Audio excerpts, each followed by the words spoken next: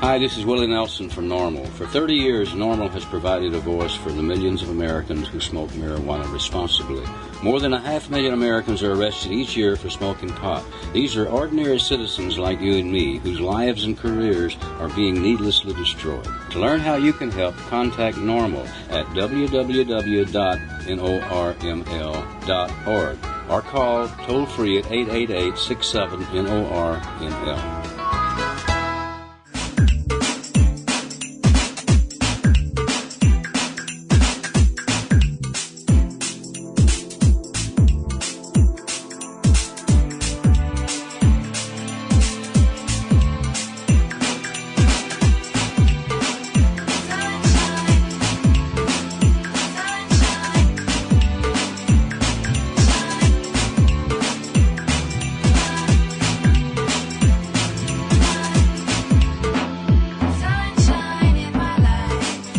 And distributed by the National Organization for the Reform of Marijuana Laws in Washington, D.C. This is your daily audio stash, the growing truth about cannabis. Welcome to the most popular audio podcast regarding marijuana in all of America and all the world, featuring interviews with scientists, politicians, doctors, prohibition policy activists, regular cannabis consumers, musicians, and NORML staff and NORML's board of directors, along with music and comedy no other podcast can offer. You can always find out more about the show at our website, normalaudiostash.com. We're ending marijuana prohibition with education, one listener at a time.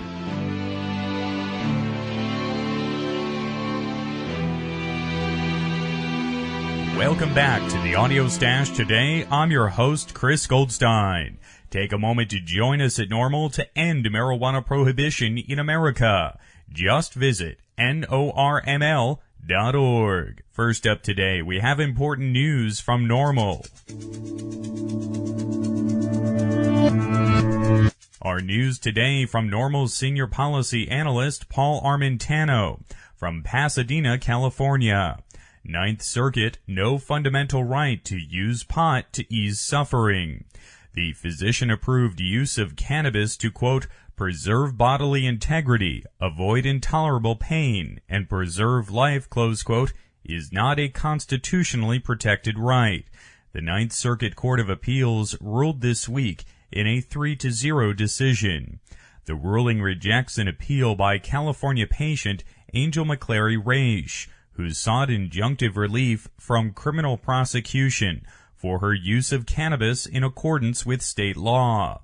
The United States Supreme Court in 2005 had ordered the Ninth Circuit on remand to address McClary Raish's arguments that the federal enforcement of the Controlled Substances Act, or CSA, in California violated her constitutional liberties.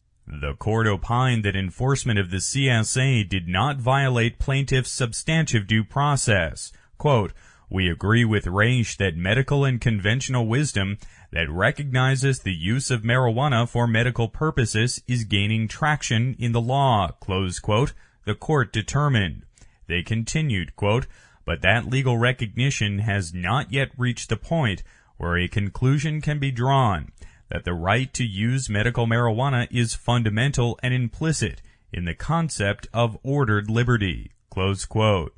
The court also rejected plaintiff's contention that the enforcement of the CSA infringes upon the sovereign police powers of the state of California. Although the Ninth Circuit did determine that McClary Raish's use of medicinal cannabis would likely qualify her to raise a defense of medical necessity if prosecuted, it ruled that the, quote, necessity defense does not provide a proper basis for injunctive relief, close quote.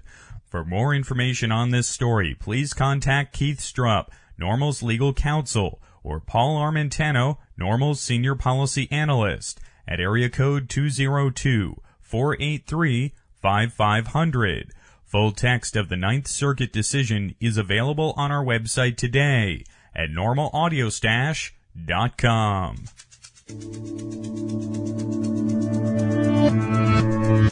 We're continuing our coverage of the Ninth Circuit Court of Appeals decision on the audio stash today. First, we'll speak with Angel McClary-Raish, who brought the lawsuit. Angel, thank you for taking time to join us here today. Thank you. Thank you for inviting me on. Angel, first, tell us your reaction to this decision by the Ninth Circuit Court. I'm still in shock, actually. From the moment I found out, I was shocked about it. Mainly, too, because not just because I had lost, but also because I lost in the manner that I did. I didn't think that I would actually lose my constitutional right to life in the Ninth Circuit. So for me, I'm having a really hard time dealing with it, but at the same time, I'm thinking about my next step. And Angel, what could be your next steps here? Because there was some sense that there was awareness on the part of the justices here on this growing issue of medical marijuana. Yeah, and I think that that's really, really positive, and even though, this is a loss for me and medical cannabis patients, I think that it also gives us another indication of the thinking of the Ninth Circuit in regards to this issue and really how important it is to pass further state legislation in other states that protect the rights of patients that want to use cannabis as a medicine, and I think that's really important.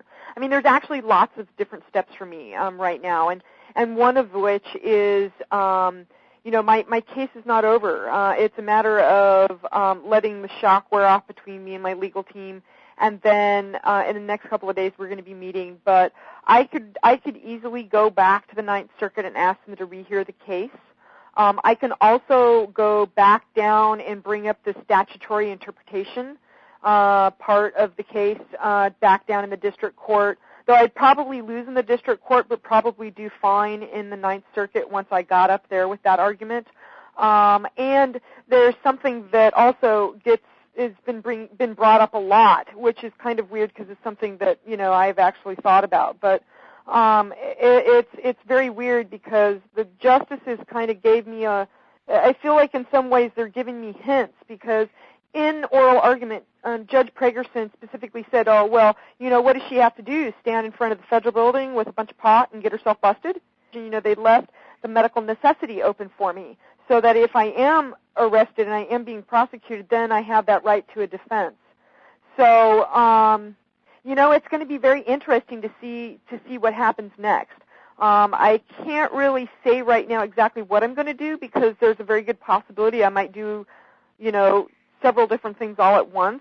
My brain is definitely thinking, and even this morning I was on, Channel 2 morning show, and I again was asked by the reporter, am I going to get myself busted? Am I going to let them take me into custody? And there's definitely some serious risk, because I could lose my life. I mean, it's very odd because yesterday I became the first person in U.S. history to be denied their constitutional right to life, and it was literally stripped from me. So, what does that mean? I'm kind of more of a dead woman walking for the most part because, I don't have that fundamental right that all the other Americans in this country, have. Though, mind you, it's important to also know that yesterday I'm not the only one that lost my constitutional right to life. Any other medical cannabis patient in the country, or really in the Ninth Circuit, because it was really, not throughout the country, this decision, but it definitely is persuasive authority, for the rest of the country. And Angel, as a medical marijuana patient, does this threat of prosecution weigh on you every day? Most certainly. I have a very big concern. I mean, the funny thing is if I do nothing and if I go underground, I'm probably going to be a bigger target and I'll probably get busted faster than if I continue to do what I was doing. And the funny thing about it is you're right, the federal government does lie about whether or not they do arrests, because they do arrests. The federal government, the DEA, has arrested medical cannabis patients. And, the thing that kind of really frustrated me is yesterday the federal government made numerous statements in the media, oh, well, they're only going after the big-time dealers, the dispensaries, and they're not going after individual patients. Well, the fact of the matter is that as long as we have a difference between state and federal law, and as long as it's illegal under federal law, the federal government, can do whatever they want at any given point in minute. So one minute they can say, with their left hand that, oh, they're not going to do it, but then their right hand says, oh, it's our job to enforce the drug laws, so therefore we're going to do it. And so they can change it at a moment's notice. And frankly, to be honest with you, I wouldn't believe what they said if their tongue came notarized. Your Supreme Court case and this further appellate suit have served in raising awareness for medical marijuana around the country. I'm sure you've heard back from a number of people on it. I can tell you that I'm not done fighting. It's just a matter of regrouping. And, the thing is that no matter what I do, I could lose my life from this point forward. That was always the possibility, but now it's really for certain. Before yesterday, there was hope. There was hope that I would constitutionally have the right to life. The most fundamental right that we have in this country has been stripped from me. Conservatives have used that phrase, right to life, in many of their religiously motivated efforts, but it seems that the reality of that phrase is being overlooked somewhat here. Yes, most certainly. Most certainly. And the other thing that has been mentioned to me many, many times yesterday and again this morning by the reporter at Channel 2, and that is, what about Terri Schiavo? Congress jumped up and immediately said, hey, we need to protect this lady. She has a right to life. But on one hand, she's someone that is suffering very, very severely, that was really brain dead, which was the most tragic. It was really hard for me to watch that, because I saw so many similarities. But then to have people connect dots from her to me and talk about, how, it's just a miscarriage of justice that someone is not putting a bill. It's funny, I was on a live talk show yesterday, and one of the callers called in, and she was like, we need an angel bill in Congress. We need, not just, the other, the Henshier Amendment and, the other things that have been, Sam Farr's bill, but I think that, it was really interesting to have this caller who, didn't know me from Adam, and she's saying, hey, we need a bill, an angel bill in Congress so that people like you and other, like yourself do not have to die like this. It's appalling to me. I tell you, the flag fell over yesterday. And Angel, what would you like people to take away from this as a message here today? I just want people to understand that this did not affect state and local laws. Local laws and state laws are still in place and intact and will be no way affected from this decision yesterday. One other thing that I really want to take people to take with them is the one thought that just I kept over and over and over in my mind playing yesterday, that I kind of really felt like I was a dead woman walking. Because I really have no right to life. The second thing, a lot of people say, they talk about courage. Well, what is courage? The word courage for me means well-concealed fear. And I think that it's important to have well-concealed fear because in order for you to continue forward and to going in a progressive motion, you need to have that courage and to conceal your fear. And so I also really want people to do one other thing for me, is I want you to call your congressman, your congresswoman, complain about what happened yesterday. Make them, insist upon them to pass some kind of law that's going to protect the sick, disabled, and dying medical cannabis patients that are citizens of this country. Angel, I want to thank you again for joining us here today on NORML's Daily Audio Stash. Thank you so very much for inviting me on your show. Angel McClary-Raish brought the lawsuit with the Ninth Circuit Court of Appeals. Her website is angeljustice.org. We'll have links to it on our homepage today. Stand up for justice and equality. Stand up for equal rights. Yeah. Stand up for equal opportunity. Brothers, don't you give up the fight. silence your voice. Don't let them rob you of your human rights. Don't let them silence your voice. Don't let them rob you of your human rights. Stand up for equal opportunity. Stand up for equal rights. Yeah. Stand up for peace and harmony. Sisters, don't you give up the fight. Don't let them silence your voice. Don't let them rob you of your human rights. Don't let them silence your voice. Don't let them rob you of your human rights. Oh no, no, no. Stand up for your rights. Oh yeah, yeah, yeah. Stand up. Oh no, no, no. Stand up for your rights. Oh no, no, no. Stand up. Stand up for your rights. Stand up. Stand up for your rights. Don't let them silence your voice. Don't let them rob you of your human rights. Don't let them silence your voice. Don't let them rob you of your human rights. Stand up for justice and equality. Stand up. Stand up for equal rights. Yes, stand up for equal opportunity. Stand up. No matter if you're black or you're white. Oh yeah, yeah, yeah. Oh no, no, no.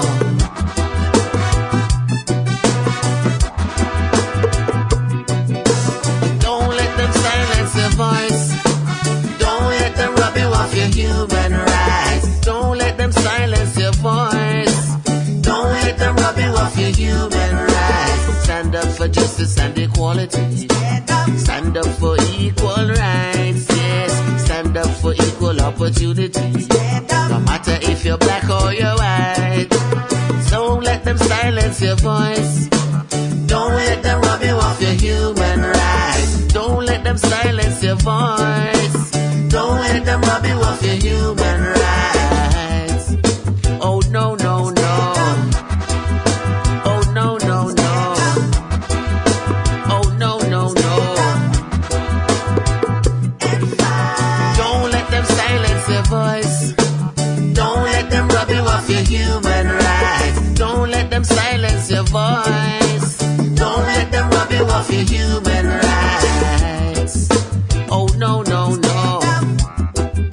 Oh yeah, yeah, yeah. Oh no, no, no. Oh no, no, no.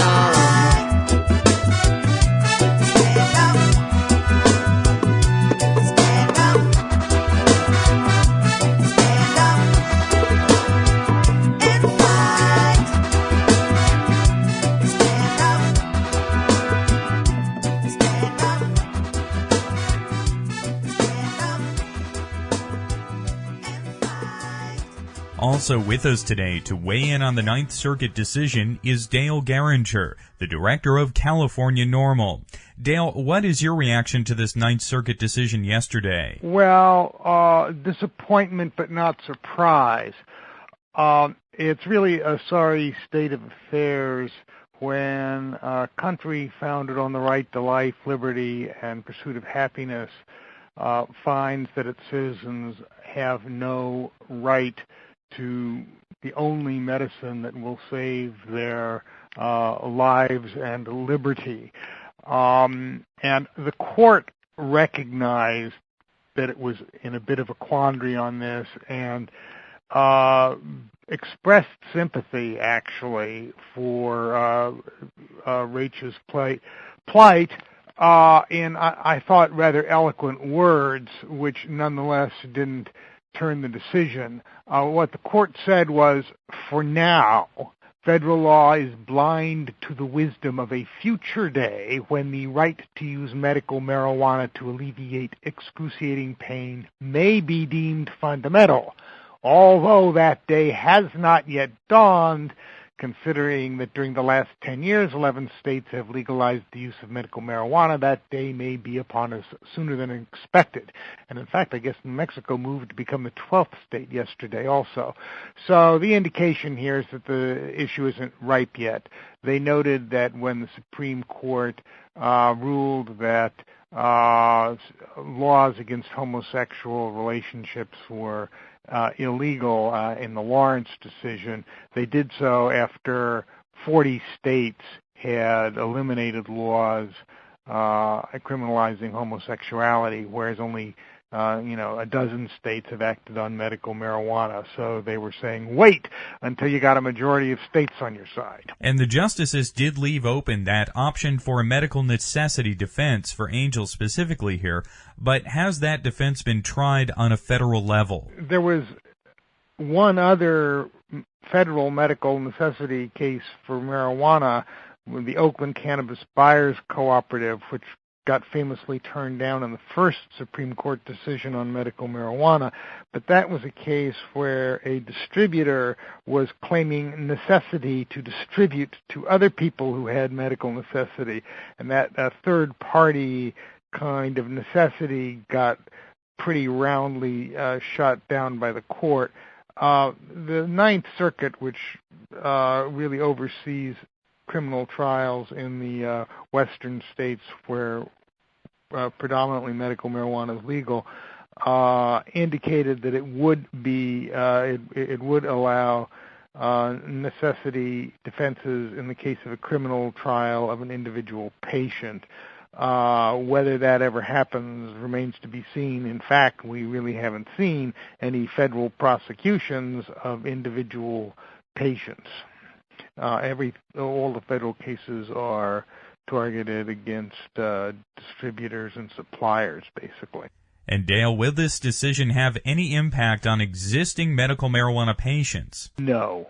It just restates what everybody's assumption was about the law and has been for 10 years. I mean, everyone's always assumed that it was against federal law. It's still against federal law.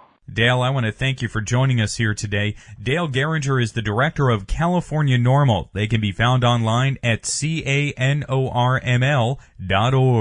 Next up today, we'll hear from NORML's legal counsel, Keith Strupp. Keith Strupp is the founder of NORML and remains legal counsel. Keith, welcome back to the Audio Stash today. Thanks, Chris. Always nice to be with you. Keith, first, tell us your general response to this ruling. It was not new law. What the Ninth Circuit handed down was basically what the case law has been for some time in this country.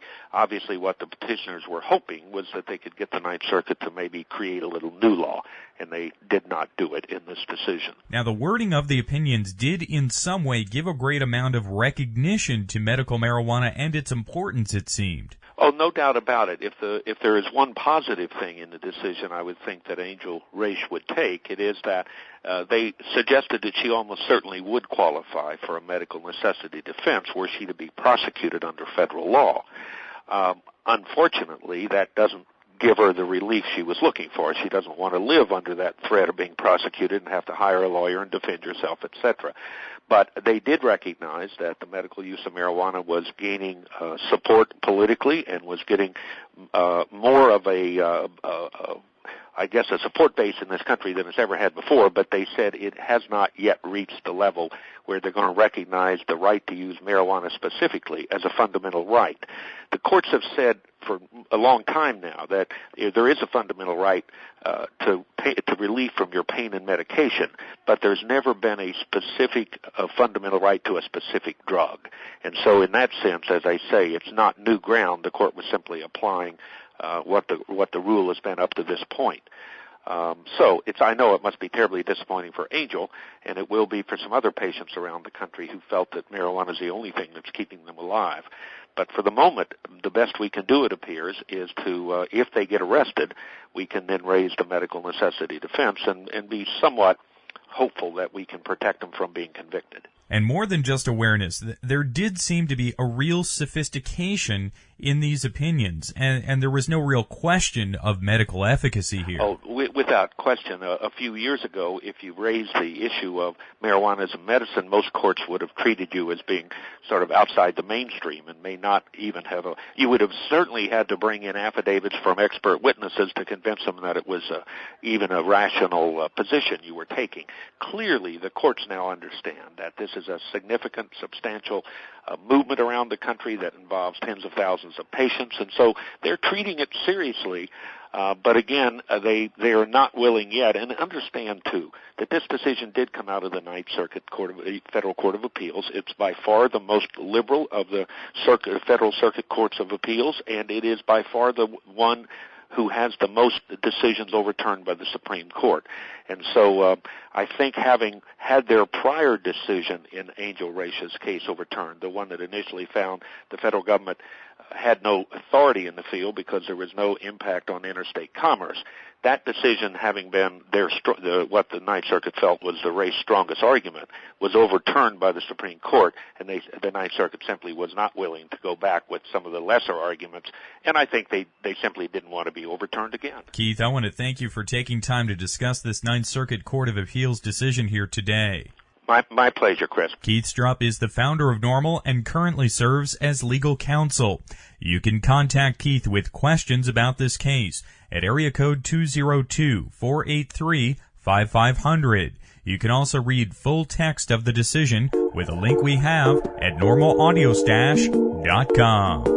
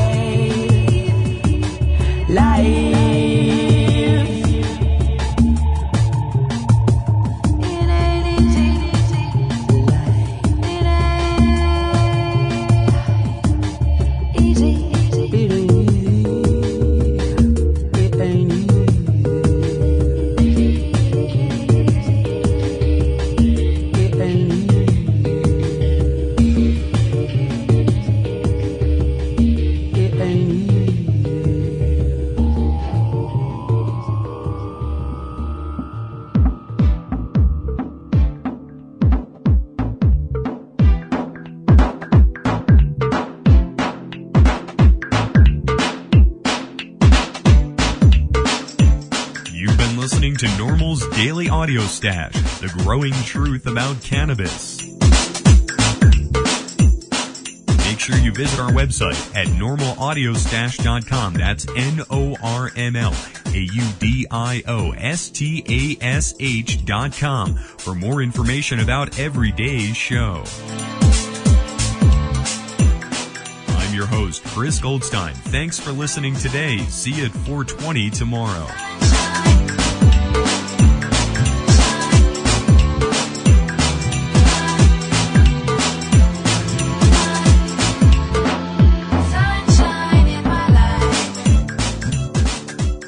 podcasting technology of NORML is made possible by Red Aphid Interactive Media. More information at redaphid.com.